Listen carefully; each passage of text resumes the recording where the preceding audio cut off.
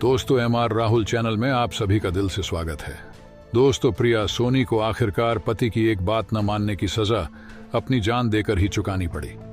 प्रिया ने ऐसा कौन सा गुनाह किया था जिसे इस तरह की मौत के मंजर से गुजरना पड़ा और धोखेबाज पति ने प्रिया की बड़ी ही बेरहमी से कत्ल कर दिया, जबकि प्रिया ने अपने पिया के लिए सब कुछ छोड़ दिया था।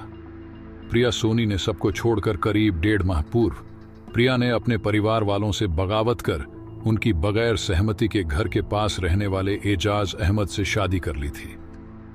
इस 1.5 माह की मोहब्बत में मौत मिली। चलिए जानते हैं इस दर्दनाक हत्याकांड की पूरी कहानी। जिला सोनभद्र को उत्तर प्रदेश। तारीख 21 सितंबर 2022, वक्त दोपहर 3 बजे, वाराणसी शक्तिनगर राजमार्ग। इस राजमार्ग पर वन विभाग के एक भूखंड की झाड़ियों में किसी युवती की सिरकटी लाश मिली। जिस झाड़ी में लाश पड़ी थी वह मुख्य मार्ग से 10 मीटर अंदर थी। यह खबर तेजी से फैली। कुछ ही देर में स्थानीय लोगों का वहां जमावड़ा लग गया। वहां के चौकीदार ने लाश देखी तो तत्काल स्थानीय थाना चौपन को लाश मिलने की सूचना दे दिया। सूचना मिलते ही चौपन थाना इंस्पेक्टर नवीन तिवारी पुलिस टीम के साथ मौके पर पहुंच गए। लाश घास फूस से ढकी हुई थी, जिसे हटवाकर उन्होंने लाश का निरीक्षण किया। मृतका की उम्र लगभग 20 से 25 साल के बीच रही होगी। उसके धड़ पर जीन्स, पैंट, टी शर्ट और पैरों में जूते थे। कपड़ों के साथ जूते भी काले रंग के थे। इंस्पेक्टर तिवारी ने आसपास सिर की तलाश कराई, लेकिन सिर कहीं नहीं मिला। वहां मौजूद लोगों में से कोई भी लाश की शिनाख्त नहीं कर पाया। लाश के फोटो आदि करवाने के बाद इंस्पेक्टर तिवारी ने लाश पोस्टमार्टम के लिए मोर्चरी भेज दिया। फिर थाने वापस लौट गए। थाने में चौकीदार को वादी बनाकर अज्ञात के विरुद्ध धारा 302 के तहत मुकदमा दर्ज कर लिया गया। लाश की फोटो सोशल मीडिया पर वायरल हो गई थी। वह फोटो देखने के बाद मोहल्ला प्रीतनगर के वार्ड नंबर 7 निवासी लक्ष्मी नारायण सोनी अपनी छोटी बेटी शर्मिला के साथ खाना चौपन पहुंचे। जिस वन भूखंड में लाश मिली थी वह प्रीतनगर में ही आता था। थाने पहुंचे। लक्ष्मी नारायण ने मृतका के कपड़ों, जूतों व शरीर की बनावट के आधार पर लाश की शिनाख्त कर दिया। वह उनकी 21 वर्षीय बेटी प्रिया सोनी थी। लक्ष्मी नारायण ने बताया कि प्रिया ने उनकी मर्जी के बिना पड़ोसी युवक एजाज अहमद उर्फ आशिक से प्रेम विवाह कर लिया था और फिलहाल वह में रह रही थी। शिनाख्त होने के बाद मृतका के संबंध में कुछ अहम बातें पता चली तो इंस्पेक्टर तिवारी ने राहत की सांस लिया, लेकिन अभी तक प्रियंका सिर बरामद नहीं हुआ था। देर रात एसपी ओपी सिंह ने घटनास्थल का निरीक्षण किया, जबकि एसपी आशीष श्रीवास्तव ने मोर्चरी पहुंचकर प्रिया की लाश का निरीक्षण किया। इसके बाद उन्होंने स्वाट टीम प्रभारी प्रदीप सिंह को और सर्विलांस प्रभारी सरोजमा सिंह को थाना पुलिस की मदद के लिए लगा दिया, ताकि जांच तेजी से और जल्दी हो। अगले दिन यानी 22 सितंबर को फिर से घटनास्थल पहुंचकर सिर की तलाश शुरू की गई। तलाशी के दौरान एक झाड़ी से लोहे की रॉड और एक फावड़ा मिला। आइए हम बिना देर किए आपको ले चलते हैं इस घटना की ऐसी सच्चाई की तरफ जिसकी आप कल्पना भी नहीं कर सकते। आगे बढ़ने से पहले हमारे इस MR राहुल चैनल को सब्सक्राइब और लाइक करना बिल्कुल ना भूलें और समाज में हो रही ऐसी दिल दहला देने वाली घटनाओं से रूबरू होते रहें।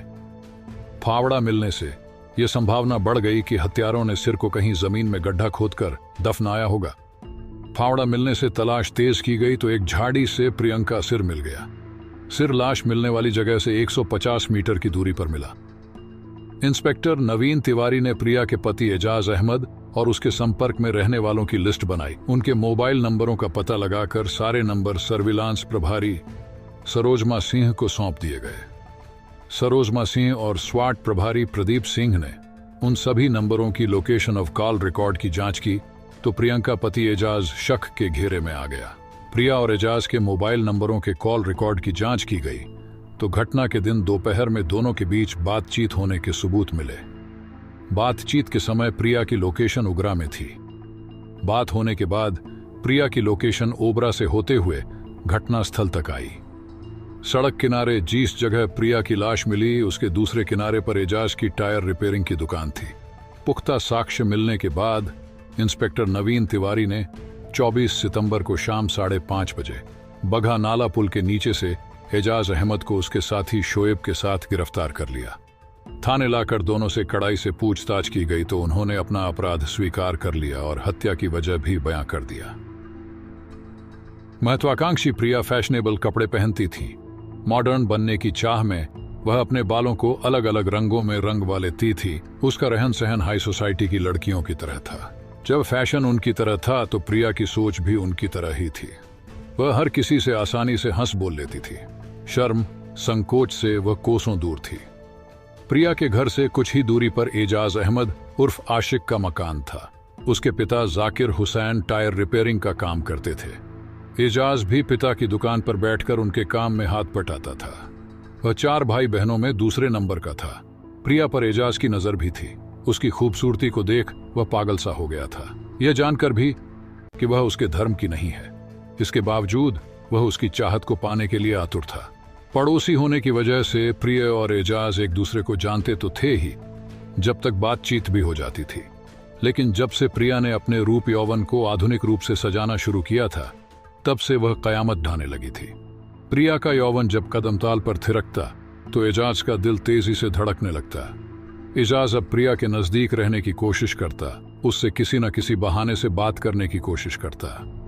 जब बार बार ऐसा होने लगा तो प्रिया भी समझ गई कि एजाज उसके नजदीक रहने और बात करने के बहाने ढूंढ ढूंढ कर पास आता है। ऐसा तभी होता है जब दिल में चाहत होती है। वह समझ गई कि एजाज उसे चाहने लगा है, इसलिए उसके नजदीक रहने की कोशिश करता है। यह सब जानकर भी ना जाने क्यों प्रिया को खराब नहीं लगा, बल्कि उसके दिल में भी कुछ कुछ होने लगा। इसका मतलब था कि उसके दिल में एजाज के लिए सॉफ्ट कॉर्नर था, जो उसे बुरा मानने नहीं दे रहा था। प्रिया ने एजाज को यह बात जाहिर नहीं होने दी कि वह उसकी हरकतों को जान गई है। अपनी धुन में डूबा एजाज उसके नजदीक रहकर अपने दिल को तसल्ली देता रहता था। वह सोचता था कि एक ना एक दिन अपनी बातों से प्रियंका दिल जीत ही लेगा। प्रिया भी उसकी बातों में दिलचस्पी लेने लगी थी। बातों में वह भी पीछे नहीं रहती थी। बातें बढ़ी तो दोनों एक दूसरे से काफी खुल गए। अब दोनों को कोई भी बात कहने में संकोच नहीं होता था। दोनों साथ घूमने भी जाने लगे थे। दोनों खाते पीते और मौज मस्ती करते। इससे दोनों एक दूसरे के काफी करीब आ गए। अब प्रिया एजाज पर विश्वास करने लगी थी। साथ ही वह यह भी सोचने लगी थी कि एजाज उसे हमेशा खुश रखेगा, कभी कोई कष्ट नहीं होने देगा। एजाज बड़ी एहतियात से कदम दर कदम आगे बढ़ रहा था। वह प्रिया के दिल में अपनी जगह बनाने के लिए वह सब कर रहा था जो उसे करना चाहिए था। जब उसे लगा कि प्रिया उसके रंग में पूरी तरह रंग गई है, तो उसने प्रिया से प्रेम का इजहार करने का फैसला कर लिया। एजाज की दुकान के सामने सड़क पार किनारे पर वन विभाग की जमीन का छोटा सा टुकड़ा था। प्रिया से वह वहीं मिलता था। प्रिया भी जानती थी कि वह सुरक्षित जगह है, वहां कोई आता जाता नहीं था। उन दोनों को साथ देख बात मोहल्ले में फैल सकती थी, इसलिए प्रिया को एजाज से वहां मिलने से कोई गुरेज नहीं था।